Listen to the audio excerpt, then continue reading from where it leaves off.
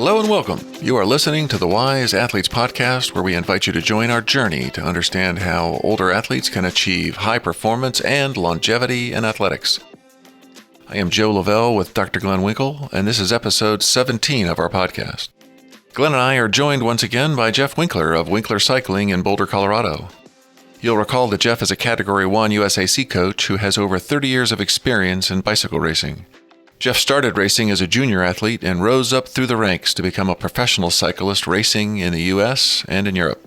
Now as a coach, Jeff has worked with racers in road, track, cyclocross, and mountain bike disciplines, working with novices to professional athletes. For today's discussion, I thought it would be easy for us to come up with a list of common mistakes made by masters athletes, but I was wrong.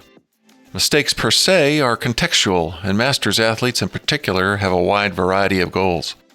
We settled on discussing a set of areas where mistakes are easy to make for masters athletes in particular as a result of aging or health issues that seem to arise or become more prominent as we get older. The mistake areas we discuss are 1. Exercise intensity, getting too little, getting too much. Mistake area number 2, getting too little strength, mobility, muscle activation work, essentially the antidote to sitting too much. Mistake area number 3 was wrongly buying into the aging story. Hint, don't become the bored, boring athlete. And lastly, number 4 was not being proactive about health and recovery. Another hint is focus on your health, not on recovery tricks. I asked Jeff to join our discussion to gather his advice on how to avoid and how to best think about training challenges for the masters athlete. I think you'll find it interesting, and you might even gain a new perspective. As always, Glenn and I hope you find this information helpful in your quest to become a wise athlete. Well, hey everybody. Today we're going to talk about the topic of biggest mistakes made by masters athletes. And in this case, I think mostly it'll relate to cyclists or maybe triathletes riding on the bike. And this is a tough topic really to hit right because it's hard to know exactly what constitutes a mistake without knowing what somebody's trying to achieve, and things which are commonly done wrong or maybe even objectively being done in a way that wouldn't be normally recommended.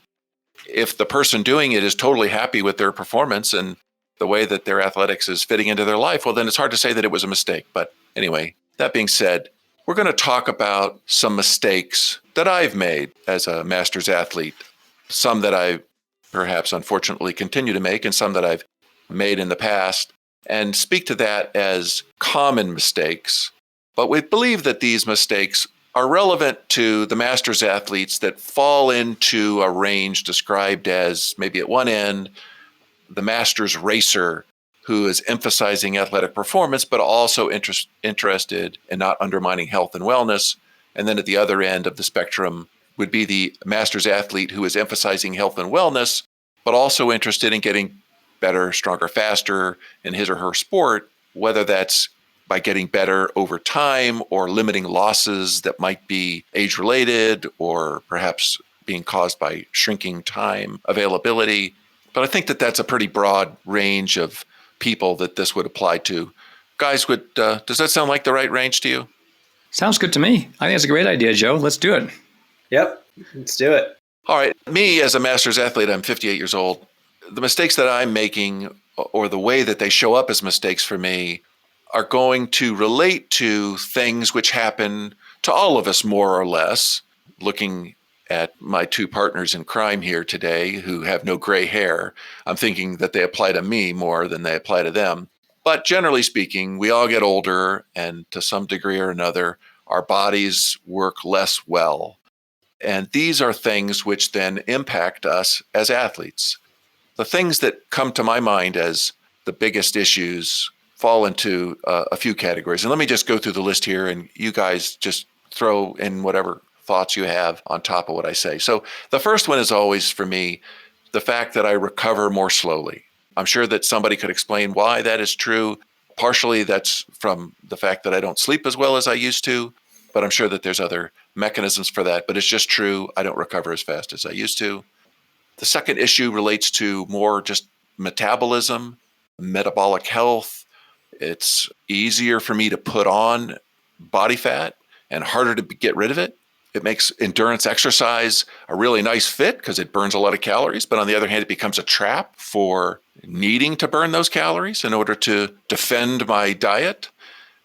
So there's issues there. I've also got some family history issues related to type 2 diabetes and cardiovascular risk. And we all worry about brain health and cancer as we get older. The next category falls into falling muscle mass. This is a common issue for masters athletes and me. I fight it off. I'm not sure how well, but I fight it off with trying to make sure I eat enough protein and that sort of thing. But, also falling testosterone, that whole testosterone hormone issues and muscle mass issues that become a bigger problem the older we get. Somewhat related to that is as you get older, your VO2 max starts falling and have to try to fight that off. Another issue related to age is the elasticity of connective tissue. I definitely am finding that I get stiffer and less flexible, and I have to work on that on a regular basis. And even as I work on it, I have more aches and pains. And related to that would be the last health-related item is, as I look at myself in the mirror, turning sideways to get the least attractive view, I notice my posture is not what it was. And what do I need to do to get to a healthy posture? Guys, is there anything you'd add to that long list of health issues that affect the master's athlete? I'd say welcome to the aging process here, Joe. Yeah, I only know of one way to stop it, and that's worse. So I guess I'm just going to have to live with it and fight it off as I can. Jeff, what do you think? Yeah, I think that, as we all go through our lifetime as athletes, the concerns that are priorities will change over time. And, maybe as a 20-something, your posture wasn't a problem because you hadn't spent 40 years sitting in a chair yet. And, maybe you had other issues you needed to deal with. Certainly recovery speed wasn't a problem, but maybe you have a bad diet because you don't see, that the consequences of a bad diet right out of the gate. But, so as a master's athlete, you just need to recognize that you aren't the young athlete anymore, and that the concerns and the things that need attention and how much attention they need are no longer the same. Well, I'm glad to have you guys advising me here on this list. And hopefully as we go through the mistakes that I'm making or have made in the past, the feedback you guys give to me will be useful to our audience. Great. Looking forward to it. So the first one that was definitely true at the beginning of my cycling career was that I was getting too little high-intensity work. And in fact, I would say I was getting no high-intensity work. I was doing long rides. And I was exhausted at the end because I'd be doing lots of climbing and doing long hours and not feeling like I wasn't getting a workout, but none of it was maximizing my heart rate or all the power I could put into the bike for a minute type of a thing. What do you guys think about missing out on high intensity work on the bike? Well, Joe, that's a really good question, because a lot of riders are riding their bikes and they want to go on group rides and ride with their friends. And so the idea of high intensity becomes when they're chasing their buddies down or when they're climbing a hill. That's their high intensity work. And for a lot of riders, that's just fine. For myself, obviously, if I'm racing, if I get dropped on a hill, that's not going to work for me. I have to train for that specifically. So high intensity work when I first started bike riding wasn't an issue. It was just my high intensity was the racing itself, or was, riding a hill was high intensity. It wasn't a specific type of training skill that I learned. Over time, I've learned that it's different. I've seen it from a different perspective, especially now as a coach. It depends on the rider what their goal is. Jeff, you want to speak to that? Yeah, I think even if you don't have competitive goals, you probably should have a wide variety of riding intensity, but it doesn't need to be very focused.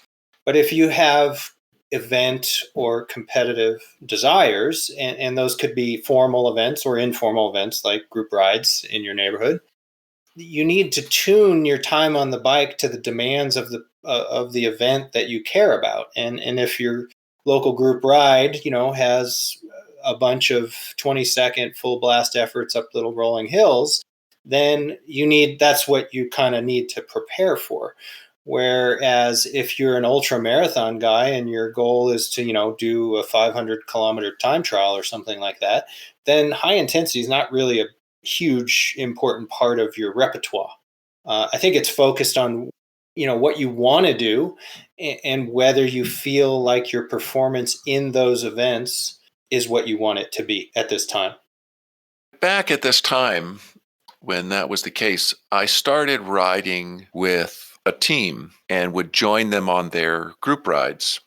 And I would just get smashed because, of course, they would ride hard and I could keep up with them for the normal hard bits. But when the effort would go up just a bit, I didn't have that extra gear to be able to hang with them at that higher effort level for more than like one or two times before I was blown. And then the next time they'd go, I was off the back. And how did it ever get to the point where that didn't happen? Well, it got better when I started riding on the track, which was definitely a cure for not having enough high intensity exercise.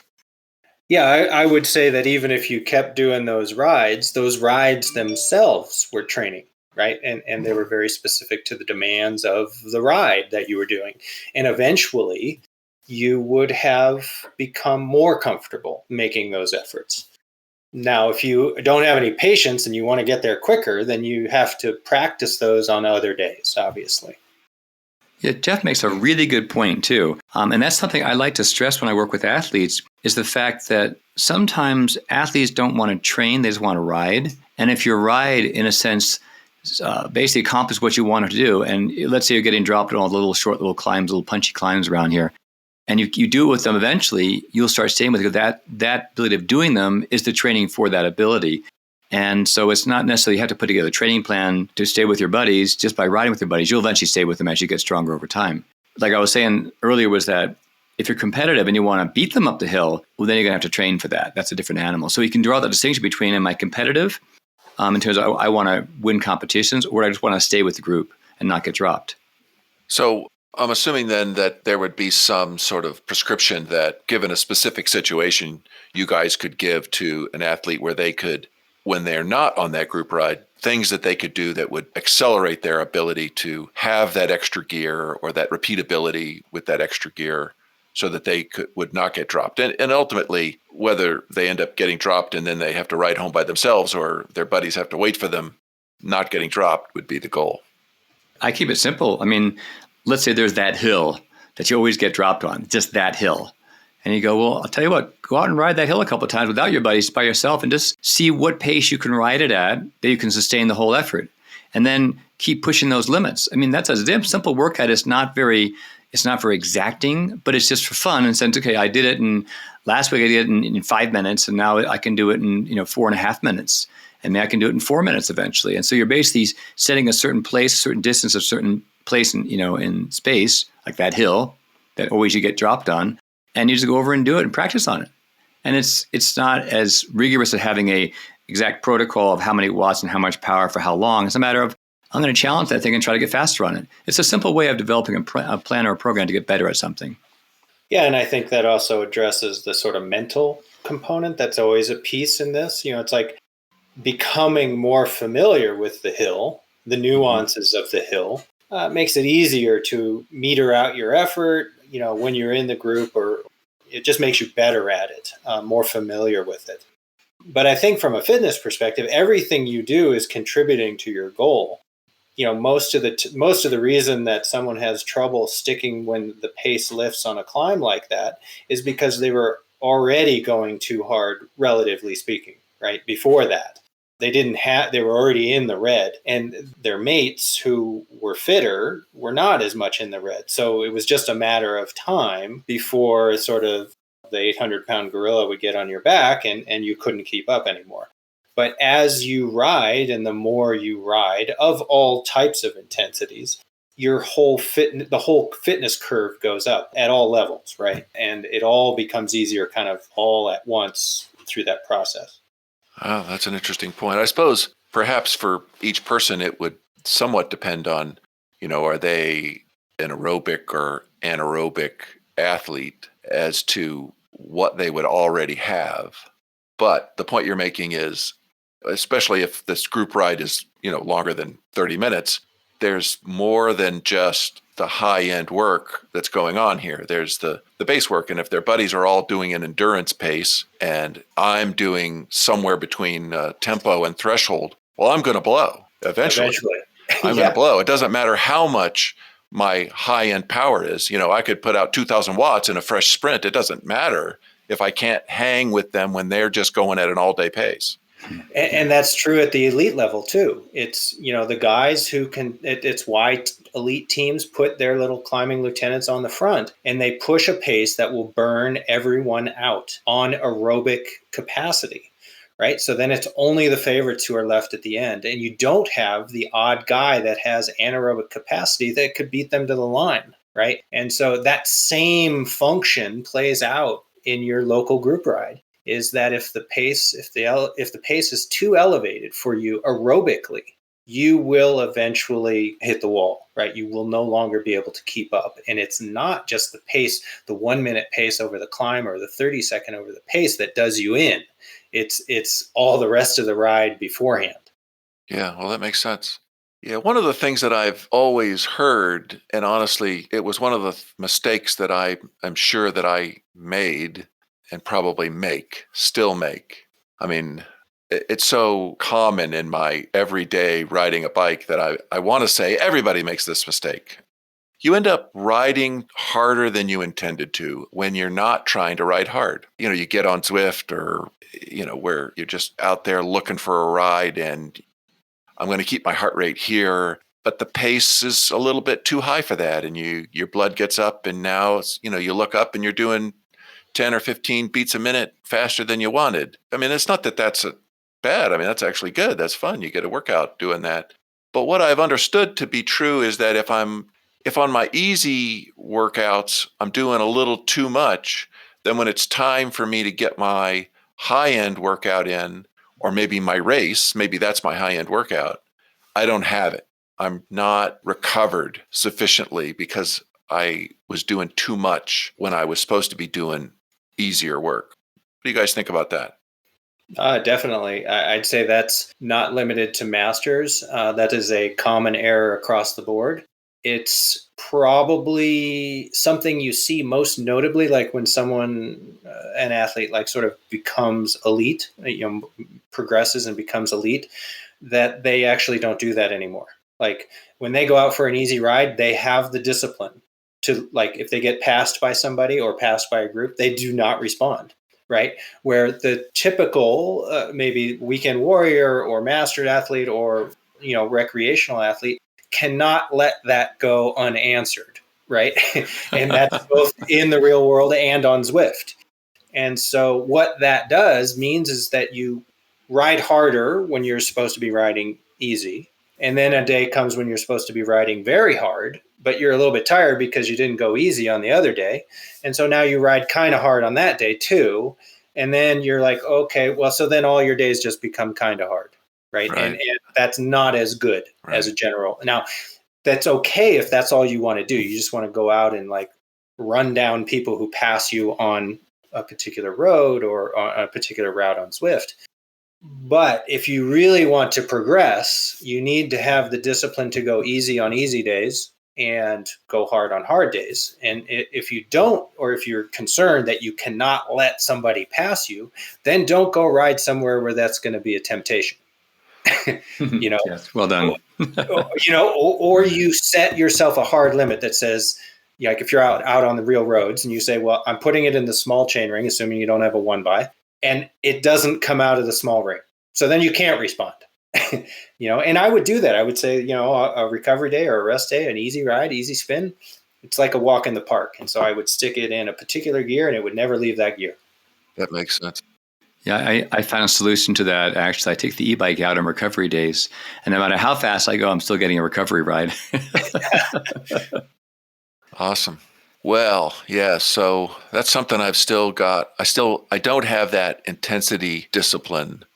Although today I did a Zwift ride and my heart rate for an hour and a half, and my heart rate did not go above 100. So that's some pretty good discipline. Yeah, that is good. Okay, so a mistake that has not really been a problem for me, but I'll bet you that it happens, especially with the articles that are so prevalent about how, oh, if you don't have a lot of time, then just do high intensity. There's got to be people that are doing too much high intensity. Now, by too much, I'm not sure what that even means. I mean, if they're getting stronger and they're happy with how things are going, then it's not too much.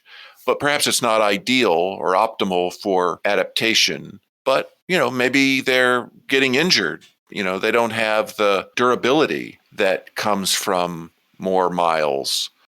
What do you guys think about the idea that if you don't have time, just do high intensity work? Wow. That's a tough one, actually. If you've only got, say, half an hour to work out and you figure I'll just do high intensity, you still have to have recovery days in there. And a lot of folks don't realize that. A lot of people get on the bike and they put it in the biggest gear and they just mash the pedals for like 20 minutes to a half an hour and they feel they got a great workout. But it's not good for the joints, not good for the body, and it's not really a training workout. It won't develop the cardiovascular system like they want it to. And they'll have tired muscles and sore joints.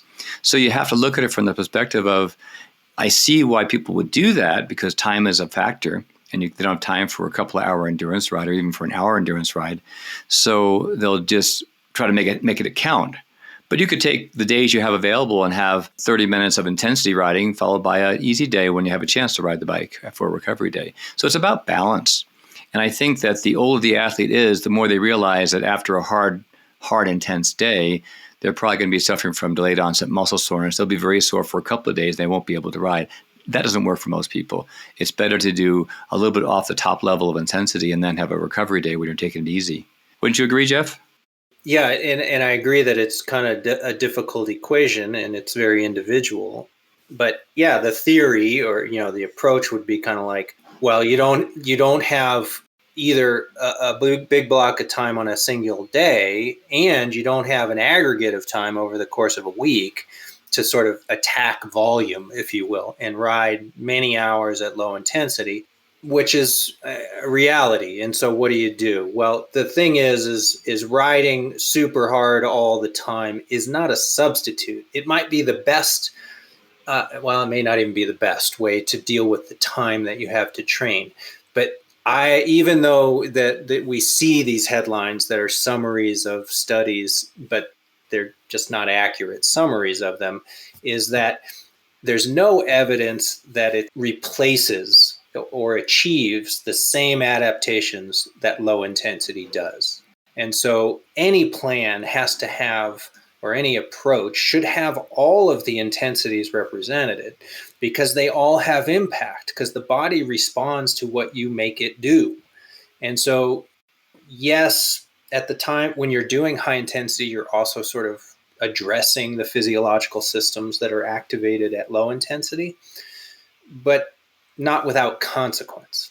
So I would say even somebody who is time crunched, I would, so let's just say they only have 6 to 8 hours a week to be on the bike. I don't think I would recommend that 6 to 8 hours should all be full blast. I would still have a proportion.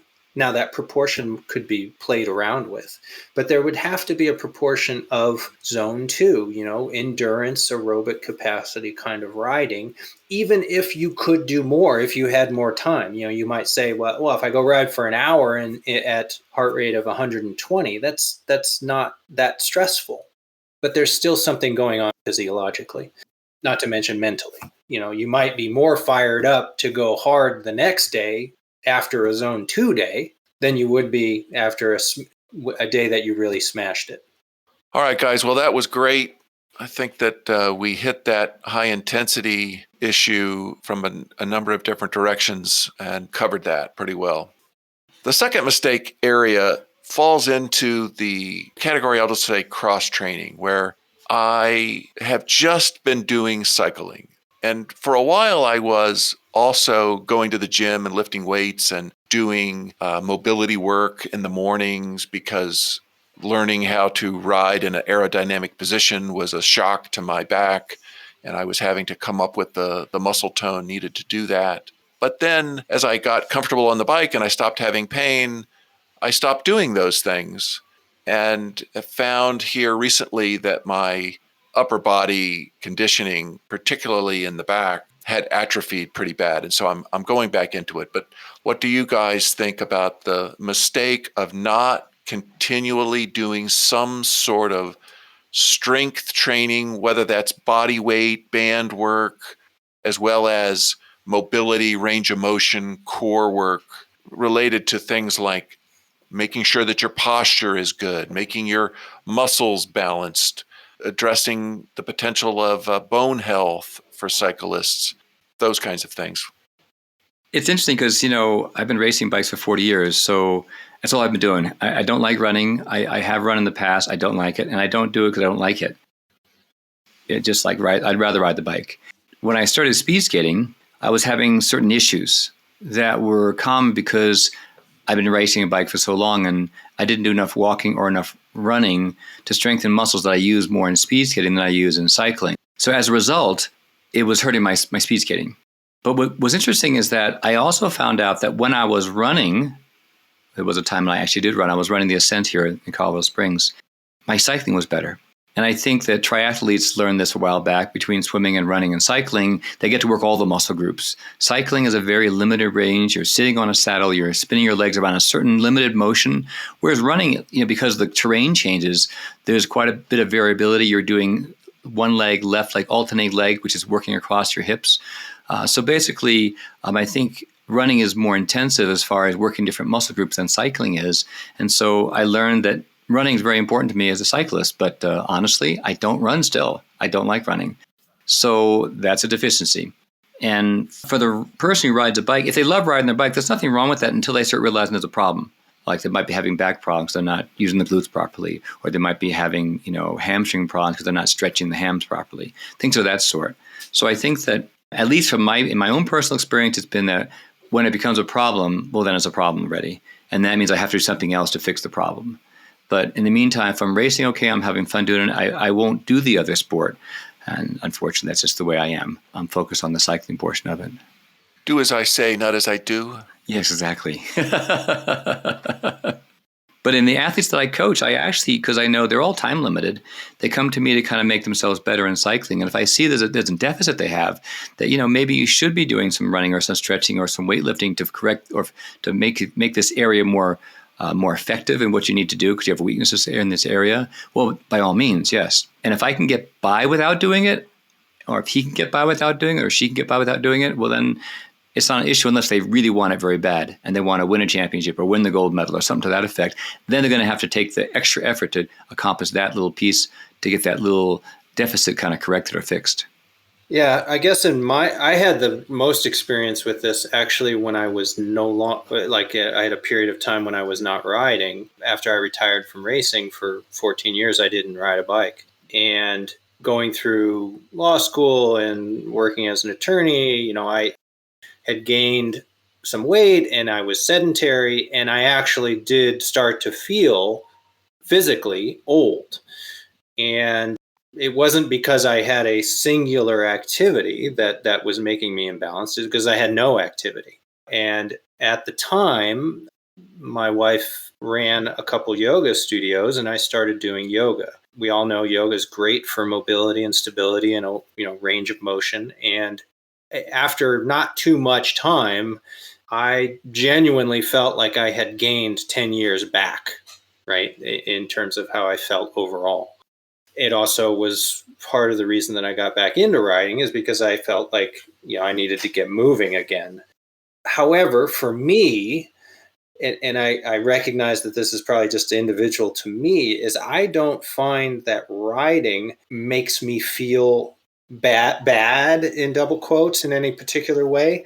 I don't seem to get stiff in a particular way, even though it's not a very varied movement. But I recognize as I continue to age that I need to address the parts of my body that typically had never really needed to be addressed. They were just up to the task of maintaining posture or maintaining a platform upon which to sit on the bike and pedal effectively. Where now, in order to continue to do that, I probably have to address those areas. And that's going to come from other kinds of movements, maybe targeted movements on the parts of my body that aren't getting direct attention while riding. So I think a daily routine or 5 days a week where you rotate through different movements, and they don't have to be particularly complicated. And they don't actually have to be in the gym. You just start doing the basic movements of like pushing, pressing, and core work, and they will give those parts of the body that are mostly idle some movement so that they then are happier when you're on the bike. Or just happier being a living human being. Absolutely.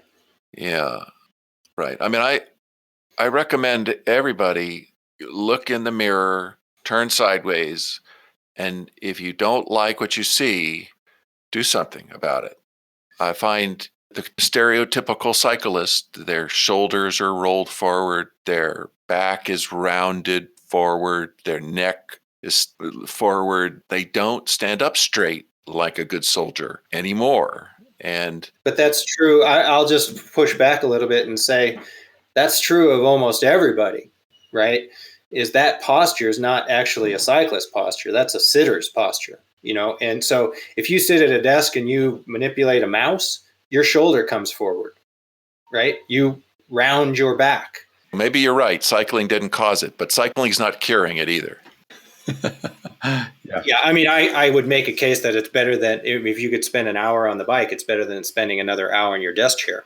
But you're right. You should be doing something else, including not sitting continuously for too long at your desk. That may actually do more for your posture than going to the gym, 3 days a week for 3 hours. So fair point. Look in the mirror, turn sideways. If you don't like how it looks, do something about it, because you can do something about it. It's not aging. It is aging, but don't think of it as like inevitable. It's just something that needs particular attention that maybe you just didn't have to do before. It'll make you feel better, So it shouldn't be a hard choice, especially since you probably can do it in a way that doesn't take away from your time riding. You can do it after dark. You can do it in the morning. You get up for 5 minutes out of every 50, at your desk. It's not hard. It's just a new routine you have to develop. And you need to recognize that it is something that you must consciously choose to do. Otherwise, that's not going to happen. Yeah, Jeff, you make some very good points. And I think it's, as coaches, you and I both know that our job is to get people to kind of break free from the what they do usually and make change in their lifestyle that will improve their health or life in whatever way it may be, and find creative ways for them to do what they cannot do otherwise on their own. That's why we're coaches. That's why we try to coach people in a certain direction, move them towards a certain level of health or fitness or performance. So related to all of this, things that I've heard over the years relate to balancing out your muscles, helping your joints to feel better when they've got muscle tone balanced on them. Cyclists often find, as an example of this next general point I wanted to make, that they don't use their glutes. I think that this is also one of those consequences of sitting a lot. But if your glute is your biggest muscle in your body and you're not using it in your sport, then that's obviously a mistake. So whether it's in a gym or it's just in your living room, learning how to activate your glutes, that ought to be a part of your, whatever this program is called, strength training or mobility or whatever. Well, I think what Jeff said earlier about how we really sit an awful lot. And there are particular syndromes. I guess the one I think about most is lower cross syndrome. And I don't want to go into it now, but basically it's a fact that we sit so much that we have weaknesses and problems in certain muscle groups that affect us on a bicycle, whether we're a runner or whether we're a cyclist. And I think that for me, I know one of the key things I need to do is I need to stretch certain muscle groups. Hams are very tight from cycling, and glute medius, in fact, is tight. And if I don't stretch, my IT band, I'm going to have problems in my knees and problems in my hips and my back. When I'm stretched, I am much, much better. I sleep better. I ride better. I have less pain when sitting. And I think it's key that I realized I never used to stretch when I was younger. I have to stretch nowadays. So I've added that to my life because I'm healthier as a result and I feel better. And I think for most athletes, if they're having pain or having issues, they want to address them and then figure out, how can I solve this problem in a way, whether it be by stretching, by exercising, by weight training or strength training, or maybe not sitting so much. Yeah, and maybe this sort of feeds back into the mistake approach here. The theme is that maybe the mistake is chalking that up to an inevitable consequence of aging, when it's actually you just have to make some changes and move in ways you didn't used to have to move when you were younger. But it will be okay if you do that. Yeah. Well, in fact, I'm ready to use that as a segue into the third mistake that I have made more and more recently, and I'm trying to figure out how to stop making. And with your help, maybe I can. And that is buying into the aging story. I have, in the last 10 years, significantly shrunken the scope of my athletic endeavors in an effort to try to stay alive. I've stopped rock climbing, and I've stopped mountaineering, and I've stopped tree skiing. And these were all things that I did in an effort to not die as I felt like I was getting older. And an accident in these sports becomes a very bad accident. Of course, it has turned out that getting into cycling has sent me to the hospital 10 times more often than any of those other things ever did. But still, I keep thinking and saying out loud even, I'm old, I'm getting old, and I can't do things. And I'm pretty sure that that's false. And I'm hurting myself by narrowing my horizons. Well, Joe, I've thought about this a lot, because I turned 66 this year, and I'm still racing, and I still intend to continue racing. But I have noticed that as we get older, we get wiser. And so we look at cars differently than we used to when we were younger. We look at, because we know when we get hurt that we don't heal as fast. And so we're more aware of these things. So I think there's a mental component to it too, that I don't feel as safe on the roads. Not that the roads are any less safe or any more safe, just because I'm more aware that if a car hits me, it's going to be much worse than if I was 20 years old and a car hit me. Neither one is going to be a good situation either way. And so in some ways, I want to use my cycling to slow down the aging process as I know I'm getting older. But it also means I have to take, like I said earlier, I have to spend more time stretching. I have to spend less time sitting. I have to spend more time being more mobile.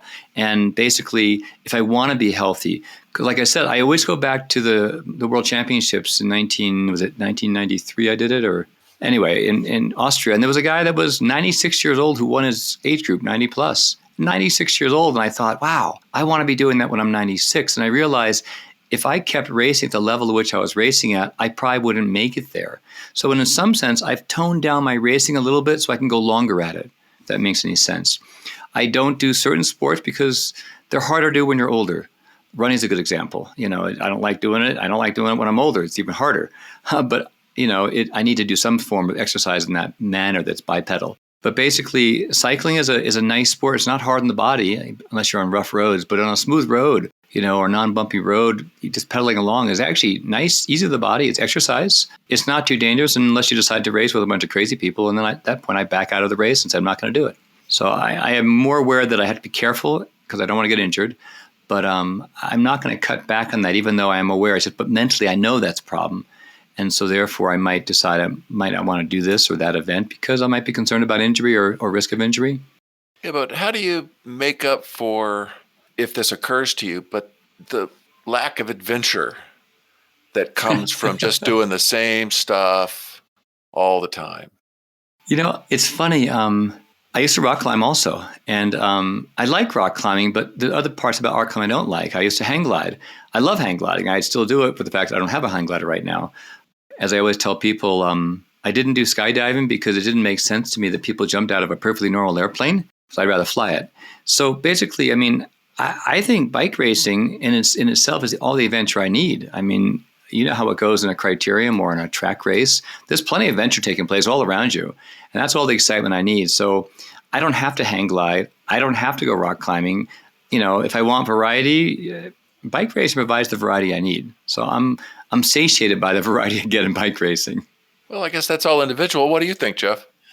Well, it strikes me that, well, I mean, I'll just say one thing is clearly there are consequences of aging that impact your ability to be active. But the problem, perhaps, it's sort of the quote unquote aging story, is if you disconnect that from your actual reality, right? There's this external story that is old people don't do these things. You know, your just trajectory is towards a lazy boy, right? Or you just say, I'm too old for this shit, right? That statement, which we've all heard and is oft repeated, is, well, are you? You got to ask yourself. It's like, okay, yes, I have to limit myself, but let's limit myself to my actual limits, not to some story that's perpetuated out in society. And so you got to ask yourself, is skiing trees? It's like, okay, let me just say one other thing is that, Glenn's point is like how much weight you give the consequences is not really an aging problem. That's just a changing cost benefit analysis. And I don't think that you have to sort of lament that as part of being old. It's like you just don't want those consequences. You're wise enough, you've gone through them enough to know that, hey, I'm willing to forego whatever activities that lead to that because I don't want that. But on the other hand, let's go back to your skiing the trees, is you got to ask yourself, well, okay, how much has my reaction time and my strength and my abilities declined? And has it declined to where I can no longer do that activity, with some degree of competence, right? Like I'm at risk. I'm really at a different risk profile. Then you make the change. But don't just do it as a speculation, right? Like just sort of have a real sense of like, okay, I can't do everything I used to do, but I can still do most of it. Well, surely there's maybe new things that I could do. Ride the Rockies, I know that one of the first things that I did, in fact, I did it in the first 3 weeks of owning my first bicycle. I signed up for the triple bypass. And man, that was an adventure. Didn't know if I'd get to the end of that thing. My legs cramping up. So, I think maybe it is just a mindset. You're right that there's adventure. You can find adventure. Just look for it. Yeah, or like, is it really a negative consequence of aging if like your desire for adventure has changed? You've lived 50, 60 years. You've had a fair amount of adventure. Do you have to continue to have it at the same rate that you did when you were in your 20s? I don't feel that. I don't feel the need to travel like maybe I did when I was younger. But I've also traveled. So I've been to all these places. I just don't feel the need to go back again, right? Part of that natural aging process is also honing in and narrowing in on the things that actually make you feel contented and just spending more time doing those. And I don't think that's a negative unless you're clinging to some hypothetical concept of youthful adventure.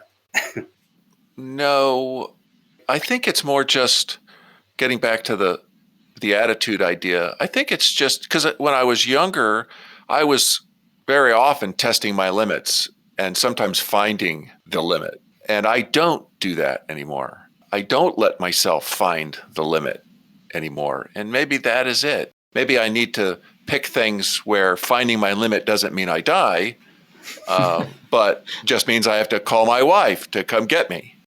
Well, when you say that, when you say I pushed the limits, or you found the edge, or you found your limits, were those limits the kind that had consequences, right? Like you took too big of a cornice jump, or those trees were not as far apart as you thought when you skied between them. Or is it merely confronting sort of physiological limits that you know when you've gone too far, but there's no real consequence?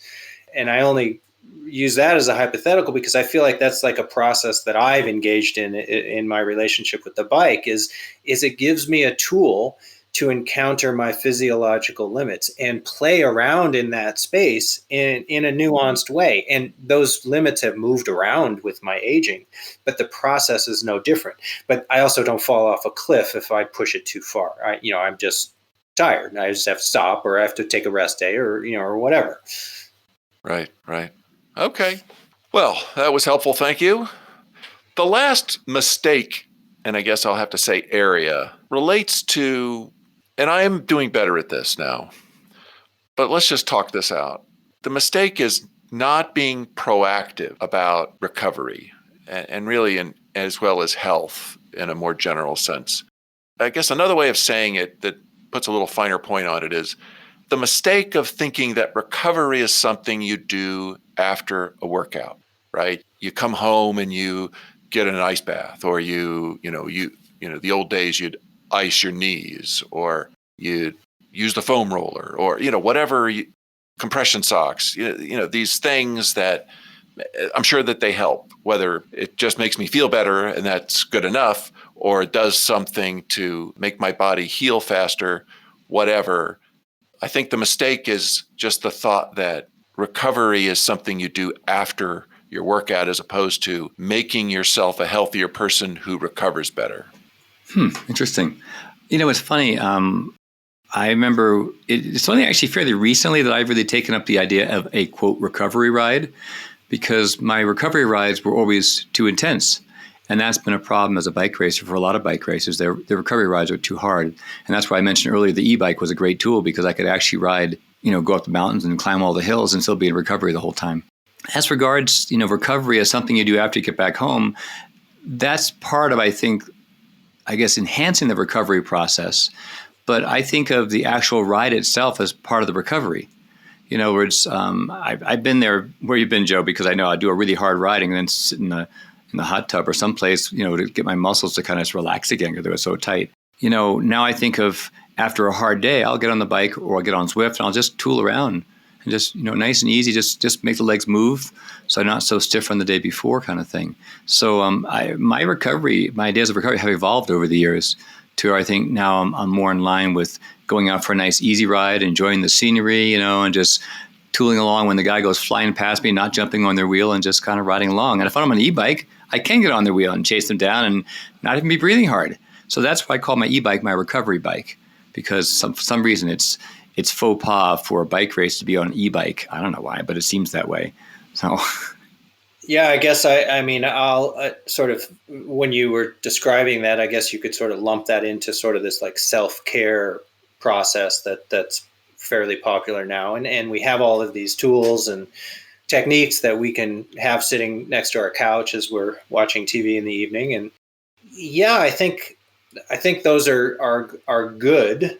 They probably speed things along, certainly relative to nothing. My own personal experience is that being sedentary or immobile is probably the biggest negative contributor to recovery. And so it feeds into what Glenn was saying, is like an easy ride is better than a full day off. And if you're trying to achieve some of the other things we talked about, is maybe, an easy walk or an easy row on a rowing machine or a ski ergometer or whatever, you're getting sort of this other movement at the same time without imposing much stress. And you keep everything moving. I think it's a reality of age, is that you do feel the consequences of your activity a little more acutely than you used to. But at the same time, you lose form quicker and it takes longer to get it back. And so I think probably the answer is just to keep moving, right? But recognize that movement is not equal to high intensity and suffering. Sometimes you just move.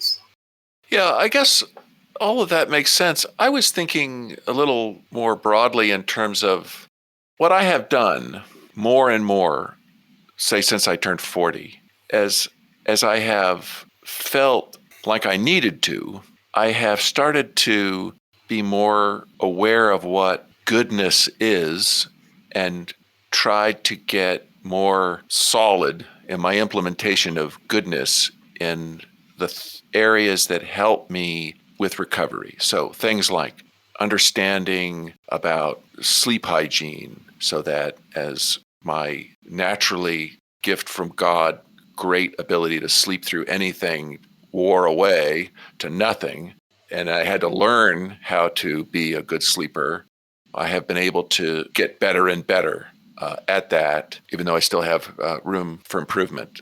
My diet, rather than thinking that taking vitamins was enough, now I essentially try to eat nothing that I think is going to have an inflammatory response in my body, or a metabolic consequence, as I have a family history with type 2 diabetes. So the base of the pyramid in terms of the immune system for recovering from exercise, I think, is what I'm talking about when I say that I'm trying more and more to be proactive about that, trying to be a healthier person who is better at recovery, independent of the add-on things like compression socks, so that I can keep my training going. Yeah, clearly we have a lot more choices in this marketplace than we used to, and we hear a lot more messaging that says, "Oh, we're all having problems with inflammation, or we're having this problem or that problem." And 30, 40 years ago, there was no messaging in that regard, right? You didn't think like, "Oh, eating this kind of food led to some sort of systemic inflammation." I don't have the experience to say whether those are true or not.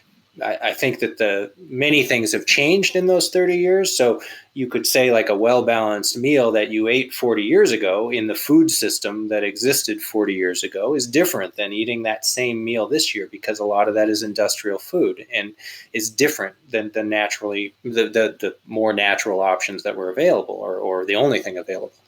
So it's hard to know what those consequences are. There's hidden factors. And the body is super complex, right? I mean, as much as the medical community understands, there's probably much more they don't understand why these things work the way they work. But I think that from the perspective of the master's athlete, I mean, just be functional, right? It's like try things. If you notice a positive effect, then make it a part of your routine, right? If you can no longer eat pizza and ice cream after a ride and recover the same or well by the next day, then it's not an option for you anymore. Right, or a couple of beers. Yeah, I mean, I had problems when I was younger with. I stayed away from. As an athlete, I felt like alcohol definitely was negative from a recovery perspective. I could tell the next day with having one. I could note different body sensations.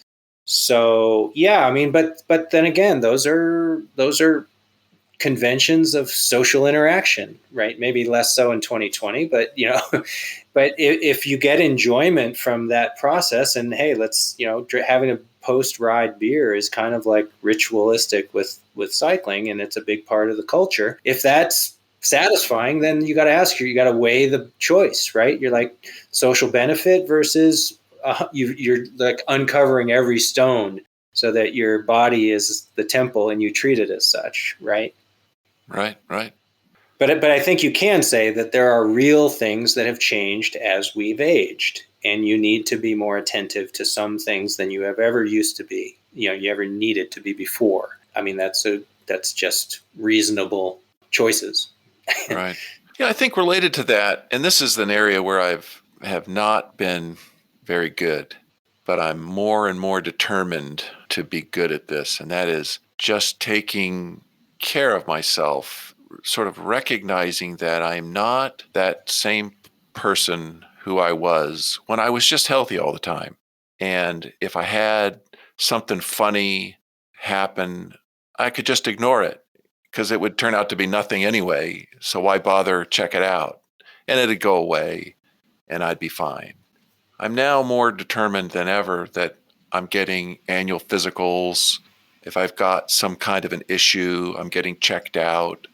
I just had a conversation with a concussion specialist, and I think I've been knocked out at least 4 times in my life and had my bell rung more times than I could count.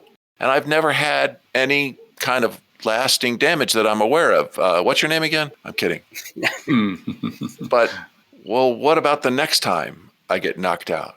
Is that the time where I've got some kind of permanent disability now, or some long recovery road that I've got to go down? That's just an example of how I want to be more attentive to my health than I have in the past. Sure. I mean, I think we also have to sort of recognize that the way the mind works, right? You hear the risks, you hear the messaging around the negative consequences that tends to get elevated in our calculations, right? And maybe appropriately, maybe not. And it just seems like a bigger risk, right? And we know from all the literature, humans are pretty horrible at risk calculation in general.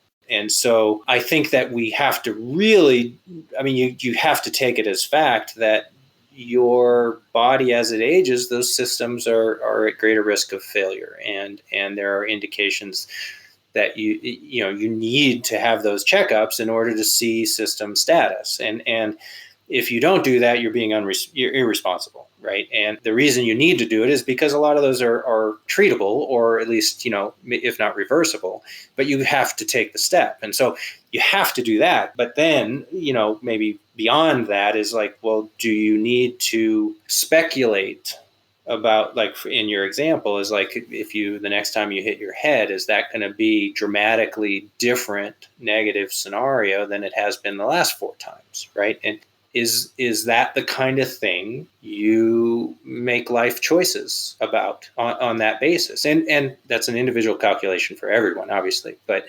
some things are just going to happen, and there's no preventing them. And, so you could live your life in avoidance of those things, and it could be less than if you just said, well, if it's going to happen, it's going to happen. I'm going to do what I can do and control what I can control. And then otherwise I'm going to live my life.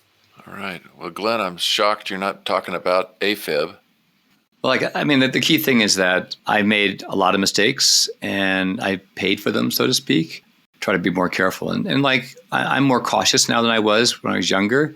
I used to race 2 crits or 3 crits on Saturday, plus a road race on Sunday, or vice versa. And I'd race Friday nights on top of that. I was putting in 3 or 4 races a day. Now I race every 48 hours at the max. I need about 48 hours to recover from a hard exercise or a race, for example. So that's me taking care of myself so I can last to 100. Sure. Plus, you're not going for the sprints. If it's crazy. I've heard you say that many times. I like my skin. Yeah. And your brain as well, no doubt. Yeah. Well, guys, this has been very helpful to me. I'm sure this will be helpful to our audience. Thanks for your time. Right. Sounds good. All righty. Bye-bye. Bye. Thank you so much for listening into our discussion with Jeff Winkler. You can find Jeff's contact info in the show notes. If you head over to wiseathletes.com, you can send us a question to address on the podcast, see all of our episodes, subscribe to our podcast, and you can sign up for our newsletter. If you are on social media and enjoyed this episode, please post about it. That will be a great help. Thanks again.